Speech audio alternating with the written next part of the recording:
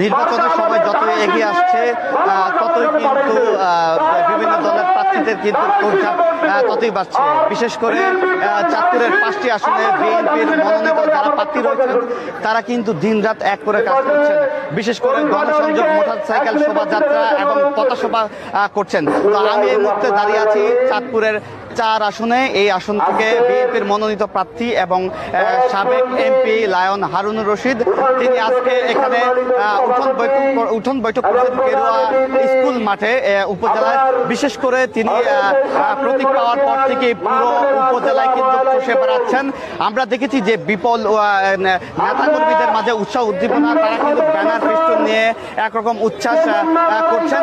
তো আজকে এই যে ফরিদগঞ্জ উপজেলার যে গেরুয়া মাঠে এখানে কিন্তু হাজার হাজার নেতা কর্মীরা কিন্তু ইতিমধ্যে উপস্থিত হয়েছেন। বলা চলে যে ধানের শীষের প্রতীকের প্রার্থী লায়ন হারুনুর রশিদ তার পক্ষে নেতা কর্মীরা কিন্তু এখানে রয়েছেন।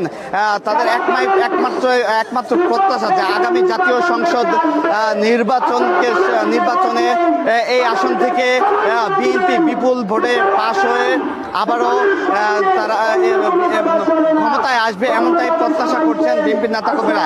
এখানে বিএনপি সহ অঙ্গ সংগঠন যেটি রয়েছে যুবদল, ছাত্রদল, স্বেচ্ছাসেবক দল, মহিলা দলের নেতাকর্মীরা কিন্তু এই স্থানে কিন্তু ইতিমধ্যে উপস্থিত রয়েছেন। এই বলা চলে যে নির্বাচন যতই ঘনিয়ে আসছে ততই কিন্তু আসলে একরকম নির্বাচনী আমেজ শুরু হচ্ছে। আমরা কথা বলবো এই আসনের বিএনপির মনোনীত প্রার্থী সাবেক এমপি লায়ন হারুনুর রশিদ। নির্বাচন যতই আসছে একটা আমেজ তৈরি হচ্ছে, আপনি কি বলবেন? না, আমার মনে হয় আপনি তো অবস্থা দেখে বুঝতে পারছেন, এই যে আমাদের সমাবেশে কিরকম লোকজন, মহিলা কিরকম আসতেছে, পুরুষ কিরকম আসতেছে, সব কিছু দেখতে পাচ্ছেন। সব লোকের মধ্যে একটা উৎসাহ উদ্দীপনার মধ্যে তারা আগামী দিনে ধানের শীষে ভোট করার জন্য বাসা বাড়ি ছেড়ে চলে আসছে। ইনশাল্লাহ রাস্তায় মাঠে ঘাটে তাদেরকে পাওয়া যায়।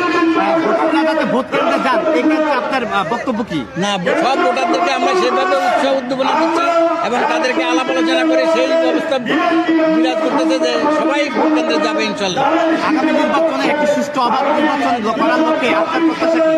না, আমার মনে হয় সুষ্ঠু নির্বাচন হবে, এতে কোনো সন্দেহ নাই ইনশাল্লাহ, কারণ সব লোক এক সাইডে চলে আসছে ইনশাল্লাহ। এই আসনের জন্য কি করতে চান? এই আসনের জন্য আমি অতীতে ভালো কাজ করছি, আগামী দিনে আরো ভালো কাজ করি। আমাদের দলের যে ম্যানিফেস্টো যা আছে সবকিছু আমরা রাস্তাঘাট থেকে মহিলা পুরুষ সবার উন্নয়নের কাজ এবং শিক্ষা থেকে আরম্ভ করে আইন শৃঙ্খলা